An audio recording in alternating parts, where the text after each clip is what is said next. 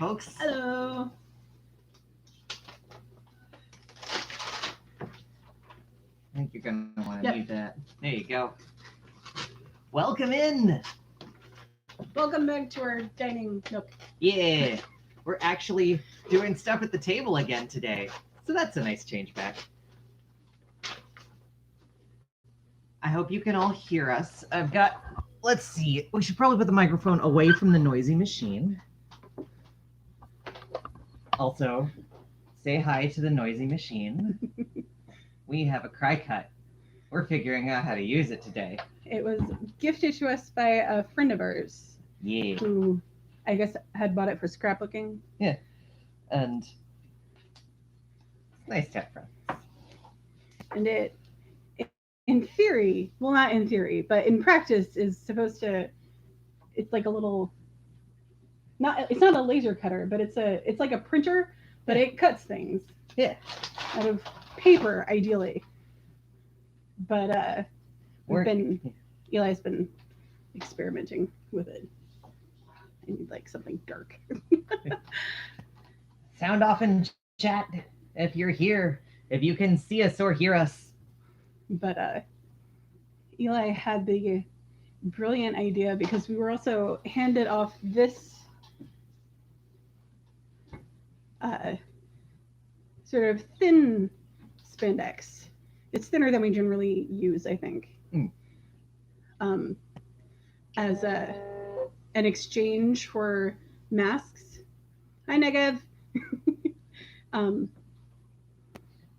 And we've been using spandex, like we've been cutting out spandex strips to make ear loops for the face masks, but it takes a long time. Ideally, you're doing it by hand because it's easier to get a straight line that way, because the stuff just like falls all over the place. But using scissors takes a long time. We have the electronic cutter at work, and Eli's been trying to do that, but it's not really meant for something like a single layer of something this thin, because it wobbles. It's the thing called a rag cutter. We tried to use that handheld buzz saw, and you need to like move it really smooth. Yeah, our viewer count just went down to 0, and then people chimed up in chat. So whatever. Hi, folks. Whatever it says. Jeremy. Hey. Hello, Jeremy. But yeah, so Eli found out that there are cry cutters out there, Cricut, I don't know, that can work with fabric. So we're experimenting to see if this one will. And we haven't actually opened it up yet, so we're also in the middle of figuring out how it works. It's unboxed today. And yeah, it does say that it's for paper, so we'll see how it works with fabric. And the answer may be not at all. We'll figure that out. But at first, I just wanted to experiment with the paper to see how it looks when it's at a size of, this is a little heart cut out at a size of 1, which presumably is 1 inch from top to bottom of the character. Yeah, so that looks like about an inch. Yeah, so I'm gonna crank it up to max size and write a simple phrase and see how it goes. And the paper we're using at this moment is a bit of scrap paper from one of my dad's economics articles, which I, of course, printed out, read, and then it just hung around forever. Characters won't fit. All right, crank down the size a minute. Nope. Come on, there's only 3 characters here. There you go. Yes, this is why I checked, is because I keep seeing Cricut options for mask patterns. So even if it doesn't want to handle spandex, it may handle cotton. Okay. Which makes sense to me, because what it's got is these sticky, sort of tacky... Oh, like fly paper? Yeah, cutting boards. And because they're sticky, that holds the paper in place. And it makes sense to me that this would hold cotton in place better than spandex, though I have had success like holding spandex in place with adhesive stuff before. Yeah. I've sewn spandex with masking tape on the back to hold it together. Right, and we got that adhesive spray for appliques. Yeah, that's true. Yeah. Hey, yeah, it sticks. Oh. Let us know in chat if this is too loud or if it's drowning me out or if you can still hear me. We can presumably move the microphone around a little bit, move the Cricut a bit away from it. Yep. It's just making a noise. Yeah, and even if it can only work on cotton, that will at least, I mean, it'll still make cutting strips of cotton easier and That's true. faster. Yeah. But the real question is, can it cut a continuous feet of strip? Because right now what I'm seeing is it's Shapes. just going to work on a 6x12 mat. Yeah, because there's not really an outfeed. It doesn't look like. There is. Oh, there is? Yeah, it's Oh, coming out cool. the back. There's the outfeed. So yeah, there is an outfeed, and it feels like it should be a really elementary process to just have it in one spot. Yeah, and feed other things through it. Yeah, but I don't know if that's like too simple for Cricut. Because definitely Cricut, what it wants to do is it wants to give you all of these options, and like there's 2 different hearts, there's 6 different stars, there's 3 different flowers. It wants you to make shapes. Jeremy says, it's actually nice to hear voices that don't belong to my family members. I feel ya. My a cappella group was getting together today. Up at there's an outdoor stage at our local park where we usually do Shakespeare in the Park over the summer, which is not happening this summer. But a bunch of them were meeting up there just to like get together. And I would have been there, but I'm a little paranoid. I'm in a high risk group. My entire family is in a high risk group. We're all asthmatic, and yeah, it's hard to feel good about going out and seeing a whole bunch of people, even if it is outdoors. And people you know. Yeah, and people you know, which is different. But also, it's hard to. Whoa. Paper's getting wrapped up. It doesn't look like it's. Use the keypad to enter character. No, unload the paper. Yeah, it's not jamming. Hey. But yeah. Also, at that park, there are disc golfers who are known for not for not respecting personal boundaries in normal times. So we had people trying to because there's a disc golf hole. Well, it's not like the hole. It's like, the place where they throw the frisbee from. And one of the spots is on the stage, and there's one right next to the stage if they can't quite reach from the further one that's on the stage. And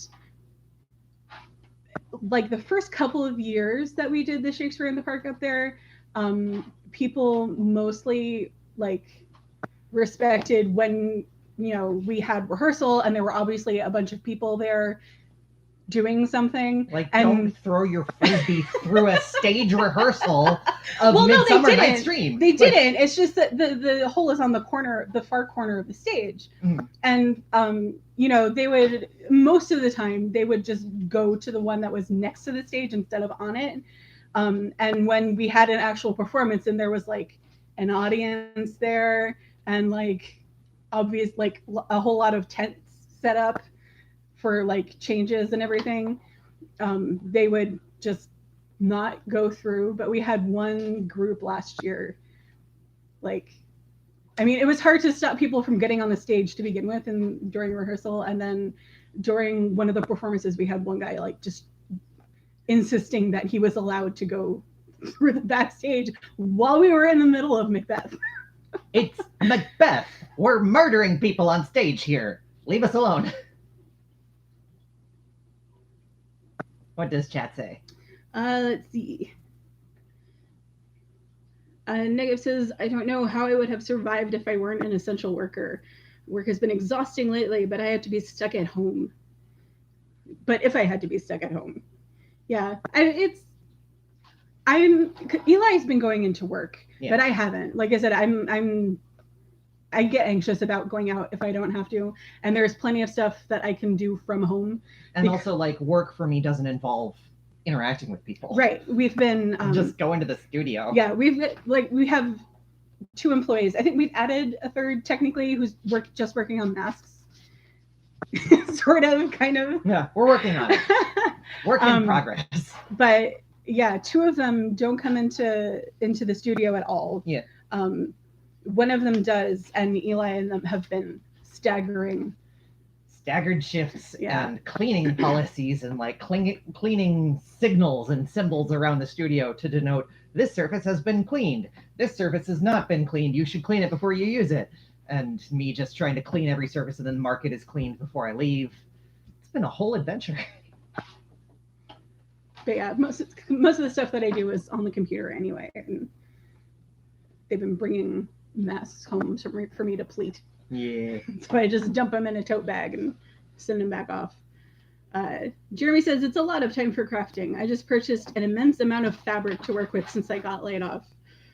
I'm sorry to hear about that, but... Yay, fabric. Hoping to make some money back selling finished crafts, though. Good luck. Do it. Also, yes, the Scottish play. Yeah. But we're not in a theater, so we can say it. I mean, it was an outdoor theater, so while we were doing it, we joked that you just weren't allowed to say it at all.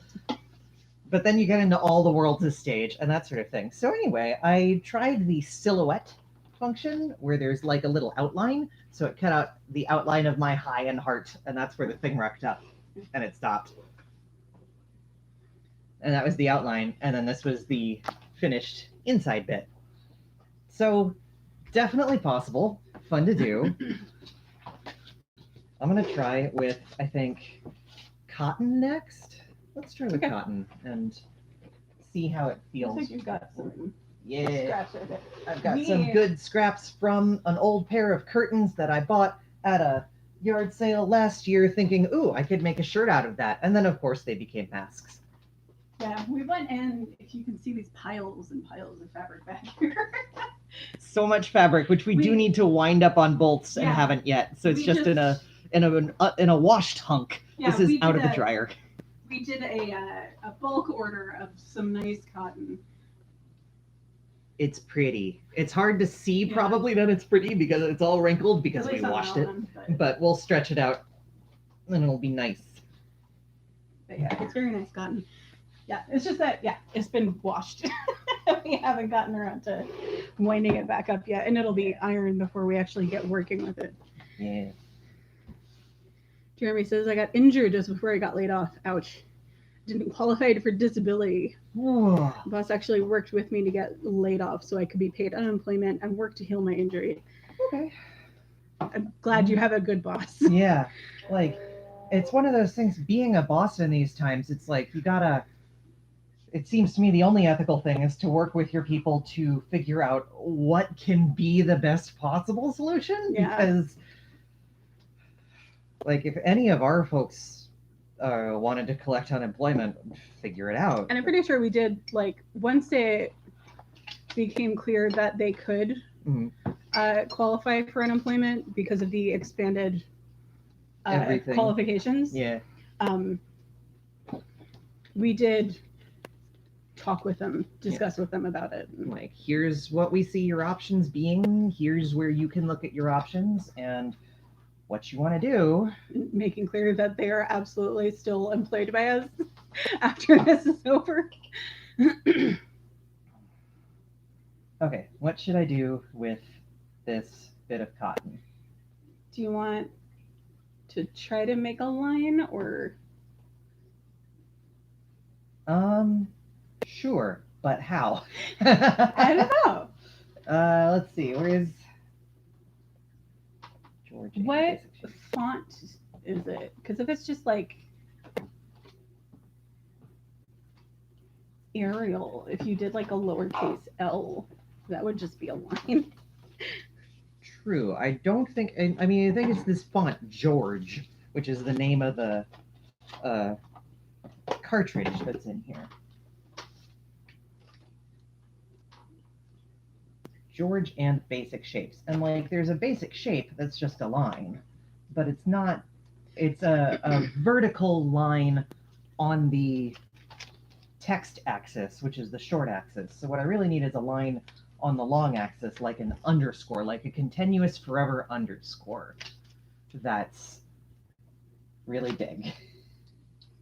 Let's see. So if I can find an underscore, or maybe if I can rotate the L. It doesn't look like they have characters. Yeah.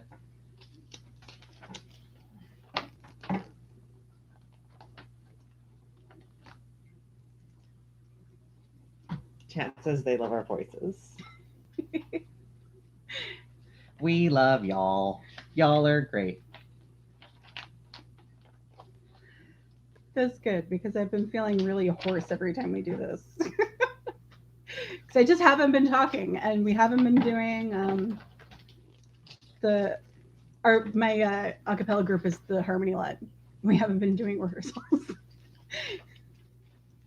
And I mean, obviously. Also, it's been a pollen-drenched hell spring, and we all just have like this fine coating of pine tree on the inside of our throats all the time.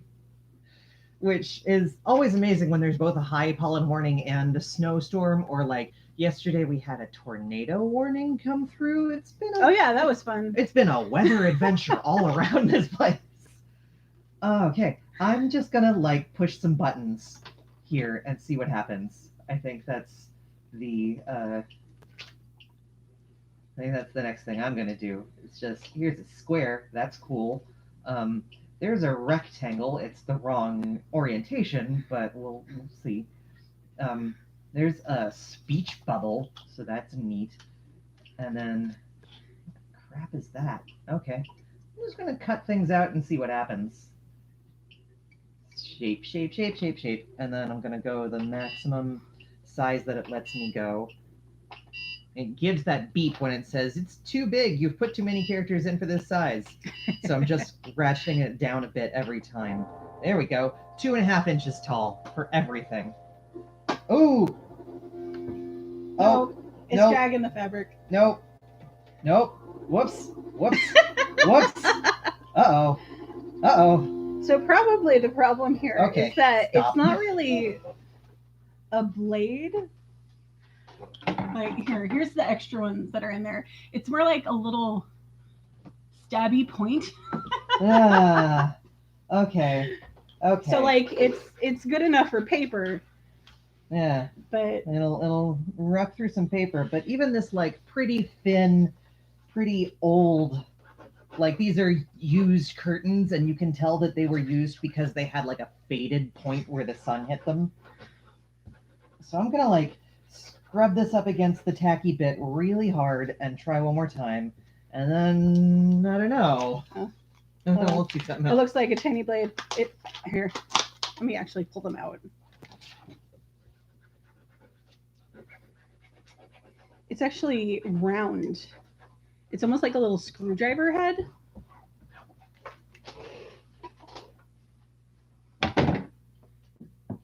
There we go. Weird. Yeah. It's like an awl. Aha.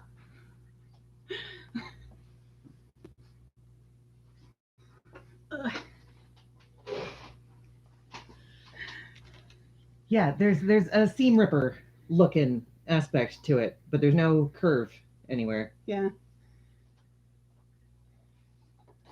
And also, like, the seam rippers we use nowadays are surgical scalpels. Oh, looks like some. Okay, I gotta enter something else again. So I'm just gonna try a single large thing. Backspace, shift, that thing. It's the most horizontal looking thing I can do. Go. Cross your fingers. Oh, it's doing something. I think it might be doing it. It's sort of doing it. I think that's at least dragging along the fabric instead of roughing it up. Oh, no. Once it went sideways. Oh, nope. Nope. Oh, that's sad. Oh, it might need to be like spray adhesive onto the cutter. Just more adhesive. Yeah. Because this tacky cutting board is not doing it enough. Yeah, I think it's snagging on the threads instead of actually cutting anything. Paper is stiffer, so paper resists and isn't woven. Kind of drag. Yeah. Ooh. Uh-oh. Okay. Attempts are being made, but nope. I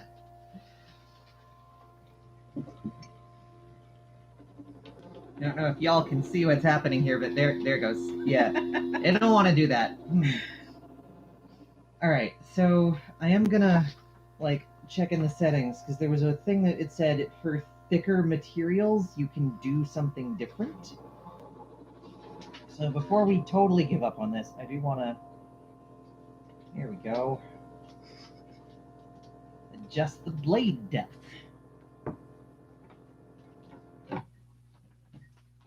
Okay. Says it's done. Unload.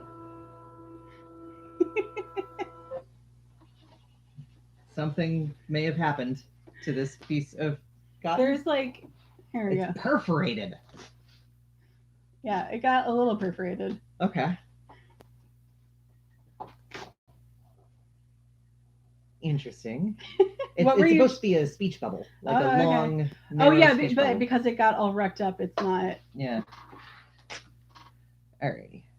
Pressure dial. Speed dial. Control the cutting speed.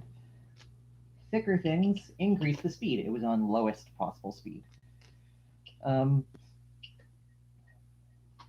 Pressure dial. That's the speech bubble. That's what actually got sort of cut out. Nice. Okay, there's a little. There we go. There's also a little hole because it got worked up. Pressure adjustment chart. Jeremy says it's trying. It is. It's trying very hard. Okay, so heavy cardstock, textured high fiber content papers. Yeah, okay. I've now set it at max pressure and max speed, which are the things recommended for heavier weight stuff. This is an accessory kit that I hadn't really looked at. Well, this looks like it's a thing to like smooth it down and make sure there's no bubbles. Oh, that would be useful, yeah. All right, here's another scrap of that. Ruler. What's that? Oh, it's like it's a very straight blade. Oh, it might be to punch out bits that didn't quite. Oh, yeah. Get there. And then there's the world's most horrifying dentist hook. Yay! It's for cutting your teeth. No. It looks like those nail care kits. Yeah. There's a little scoopy thing. It looks like little scoopy things for like earwax. Need a scrap of cotton so I stop touching my face with my fingers. Or handkerchief. I could probably just use a handkerchief. I can go get handkerchiefs. That would be lovely. Alright. I'm using the smoother this time. Smoothing out the thing. This also looks like a smoother, but with a point on the end. Alrighty. And now... There's probably explanation somewhere. Oh, probably. Who needs instructions? Krista never reads the tutorials for video games, and you can tell. That's because all video games have their tutorials at the very beginning of the game. That's not true. Some of them haven't had an instruction manual since the 90s. Okay. Max pressure, max speed. Gonna try another shape. A weird shape.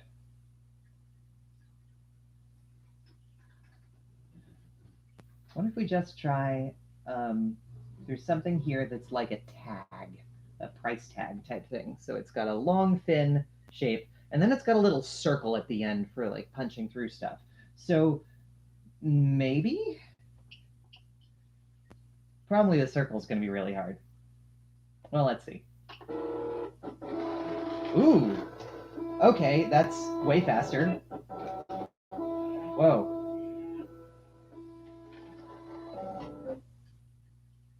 Okay, that went super fast. It did ruck up a little bit.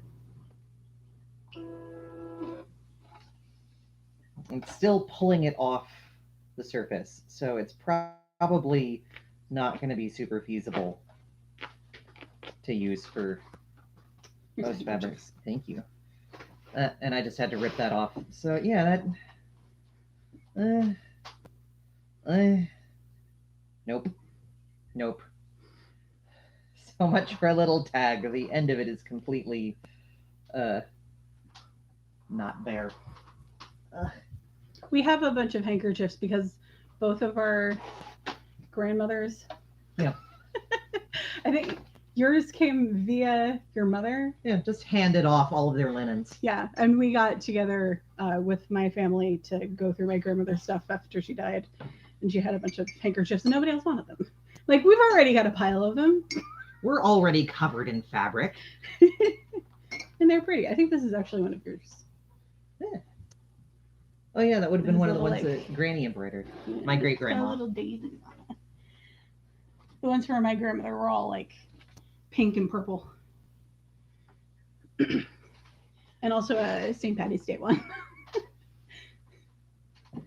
Maybe the mask Cricut things have been to make patterns to make masks. Could be.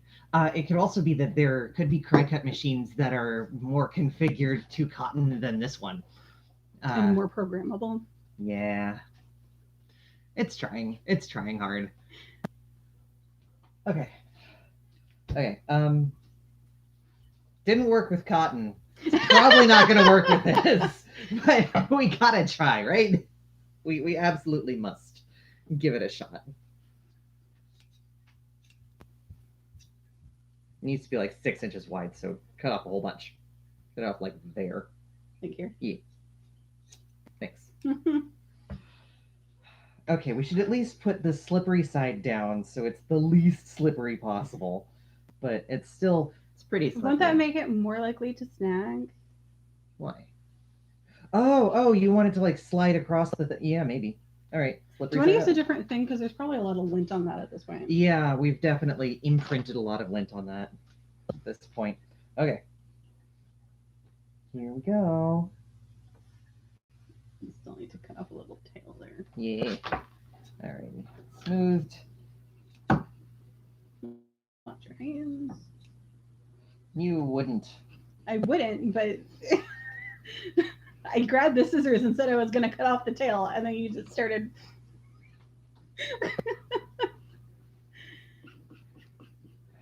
It's not sticking at all. No. Nuh-uh. Like every time I smooth this down, I can see that the fabric is pulling away from the don't use tackiness. that then. Just use your hand. Let me also cut off the top here, just because it's hanging off. There. Okay. If this works, it's going to be wild. I'm going to try the moon shape. Actually, it should be moved over a little bit. If it's outside the margins a little bit, it's fine. But it's not stuck down, and so it's more likely to get caught. I don't want to move it anymore. Load. Shift. Moon. Oliver says those handkerchiefs are wicked. I should just go grab the pile. Yeah. Okay. Some of them are in the washing machine, though. It's in rapid fire mode, so I'm going to show y'all as it goes. Let's see. Jeremy says, yeah, buying new sewing supplies has been impossible in my area. Whoops. Nope. Well, this is also thicker than the cotton. Extreme nope. I think Eli's gotten some success looking on eBay, not eBay, on Etsy. Etsy, yeah. People are selling each other all of our excess sewing supplies on Etsy, and it's kind of amazing. That's where we got the little lunchbox. Binder, the bias tape. The bias tape maker, yeah. And it's also a great place to go for like fabrics and things at this point, just because people are like, I've got an extra 10 yards of fabric. Etsy. Jeremy also says that their grandma just liked that I shared this on Facebook. Maybe she's watching. Hi, Jeremy's grandma, if you're watching. Negative suggests maybe taping down the edges. Yeah, that might do it. Oh, but it didn't even. There is like no perforation here. There's not even any. You should try giving it a little more height, because it's a lot thicker than that. So it's got to The blade has to go up more. Yeah. You'll need to remove the cutting blade assembly from the Cricut machine. So, unplug, remove, locate the thumb screw, that's this thing, turn it, swing to the right, move out. Let's do the time warp again. Locate the adjustment knob and turn it to your desired setting. Go grab the other handkerchiefs. The smaller the number, the shorter the blade depth. Longer blade lengths for heavy materials. Okay, well, I'll just crank that up. Slide this back in. Do the thing. Swing it back. Tighten the thumb screw. Oh, there's actually one over here. Do we have tape? Surely we do. Somewhere. There was masking tape here. Yeah. Here it is. Yay. Okay. Although I don't know how well it's going to stick to the fabric. Oh, we'll see. Oh, I should plug it back in probably, huh? No, that needs to be washed. That might help. Uh-oh. I think I used it for Makeup. yeah.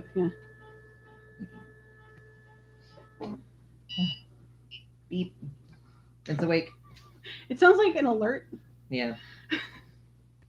I mean, we also just had that alert that we got to hear last night when our phone screamed at us and my phone went, seek shelter immediately. Yeah, I don't know about y'all. Like, Vermont is very mountainous. So it doesn't even get a lot of thunderstorms, which is kind of sad for me, because where I was in Jersey, we weren't quite in the mountains. We were closer to the shore, and we got thunderstorms all summer, and it was great. And every once in a while we would get like tornado watch, or I think one time there was a funnel cloud that was spotted, but I'm not sure it ever touched down, and it wasn't near us anyway. I have experienced a tornado once, and I never actually saw the tornado. I have experienced many tornadoes because I grew up in Central Texas. My most, I have a vivid memory of having driven very close to one, but we also had several times in our childhood where it was just like, well, everybody go into the bathroom. You might have to hop into the bathtub if mom says, let's bring our coloring books and just sit in the bathroom. But yeah, we got a tornado watch yesterday, which was not surprising to Eli, because it was really there's usually a breeze around here, and yesterday it was just suddenly really humid, and the air was just completely stagnant.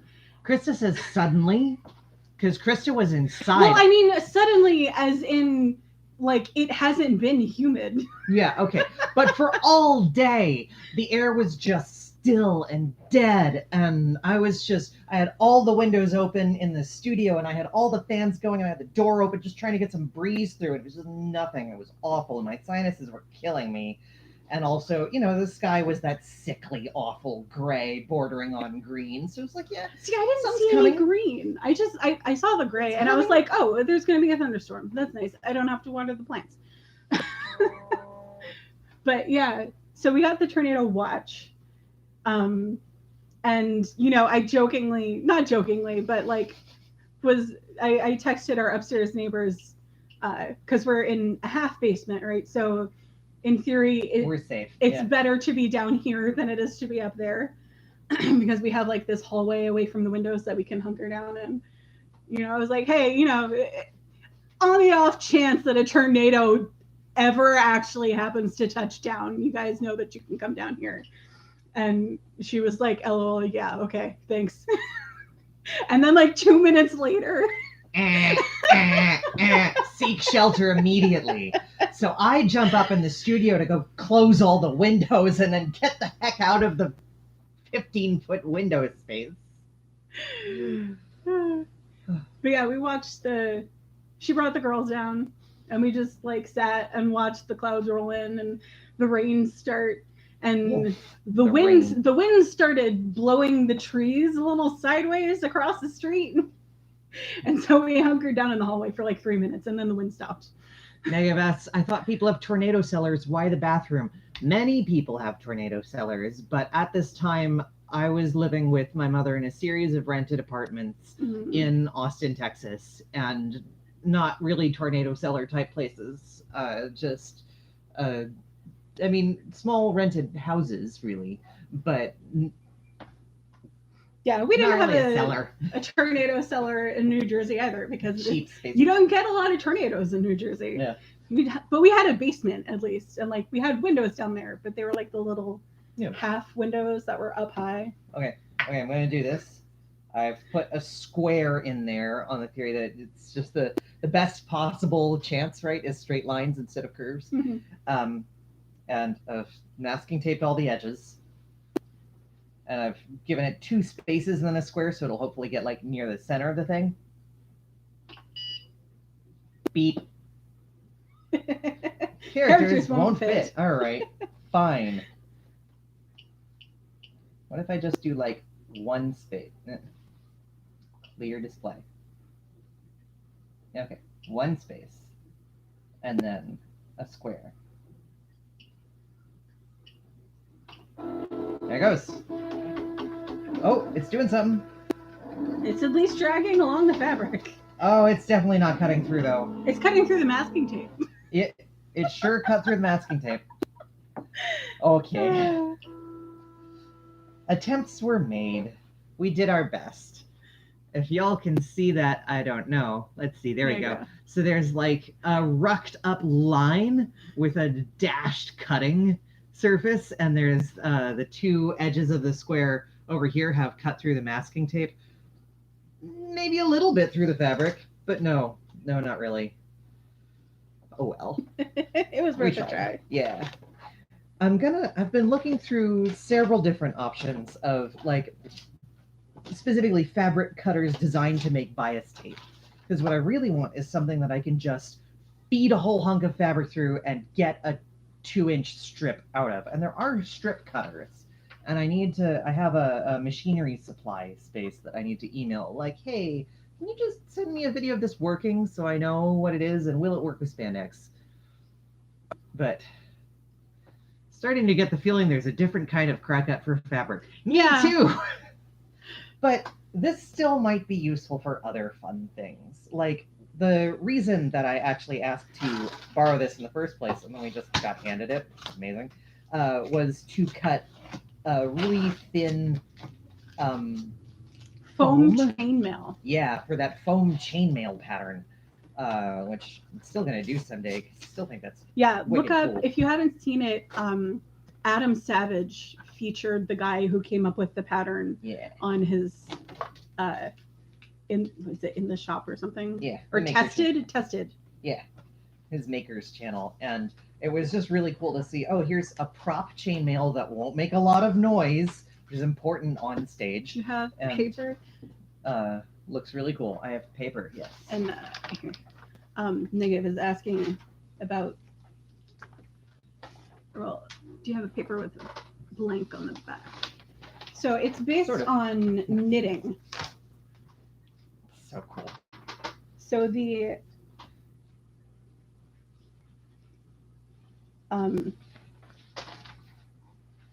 because a lot of people knit chainmail, I think he said. So he was looking at the like the way that knitting sort of interlocks with itself. And so the pattern is sort of like that. It's just a line of foam in that shape. And if you do like 6 of those and lock them together, it looks like chainmail. Yeah, and so it's just, I think they're trying to actually mass produce. Yeah. For like, cosplay and stuff. And for theater also. But I forget if they were also releasing the pattern. They are. It's for free. It's there. Because, cosplayers. Yeah. Like, if you are able to do this at home, then you can do it at home. And if not, you can buy it from them. the Robinator has seen that video. It's a very good video. It's super cool. And like Shakespeare in the Park this summer was going to be Richard III, and they always ask me to do some sort of costumey thing, which I take as a compliment because I'm really proud of the costume work I've done for Shakespeare in the Park. And I was thinking, this could be a really interesting contribution where I wouldn't like head the costume team, but I could do like one cool thing. Uh-huh. And if the one cool thing is chainmail that doesn't screw up mics, because boy, howdy, you do not want to wear a mic when you're wearing chainmail. Oh, Nigga found it online. It looks like real mail. Yeah. And like, yeah, they like paint it. You can paint it different colors and stuff. And like, there's drawbacks to it, just like there's drawbacks to everything that's like all of the different variations of chainmail, including real chainmail. Yeah. Like, if you do kind of stiff. Yeah, if you do like knitting, right? It doesn't move like chainmail, and also it's really warm. And I think it was really cool. They were also looking at the chainmail that Weta made for Lord of the Rings, which apparently was really, really small PVC pipe that was just sliced into really thin rings and then knitted together. Weta is the most extra. Like it looks real and it looks good and it has that weight to it. It probably didn't fuck up mics the way metal would have. And also, I mean, I think they were mostly for the extras, so they didn't have mics to worry about anyway. Yeah. But it has that metal look to it. And like the foam doesn't necessarily have the same weight to it, but it's still, it's lightweight. It looks like chainmail.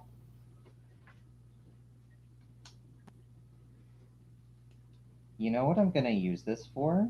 What? I'm going to figure out how to get various shapes out of it, and I'm going to cut that stabilizer paper, and then it will be really useful patterning for appliques. Can y'all see that? It says, I heart you in paper. With a random circle at the top. With a random circle at the top. I don't really know why there's a circle at the top, but there is. I guess maybe so you can turn it into an ornament or something? Yeah. Cute as shit. Yeah, okay, I want to do one more thing, and then I'm done with this. But it just occurred to me that the thing that one of the appliques that in a normal time happens a lot as far as custom orders for shapeshifters go is a yellow star on a red field for reasons. This is like a really popular binder for reasons. And one of the things that I got to do a lot was figure out how to draft a star with like a compass and a ruler so that it was perfect, and then size that up and down for various binder sizes, and then like poof it out a little bit so it wasn't a perfect 5-pointed star. It had like a little cartooniness to it by moving the inner vertices out just a bit and giving it like a little plush. So wouldn't it be great if all of that could just be done by a machine and not by me and my ruler and my drafting tools every single time? Like, if I had that there's a truck going by. If I had that stabilizer paper, which I iron on, and I could just, boop, boop, do like this. Oh, I see. So this is the thing that programs it. Yes. So in theory, we could buy another one of these that has a different set of shapes. You can also buy, I think, an adapter. My sinuses. Where's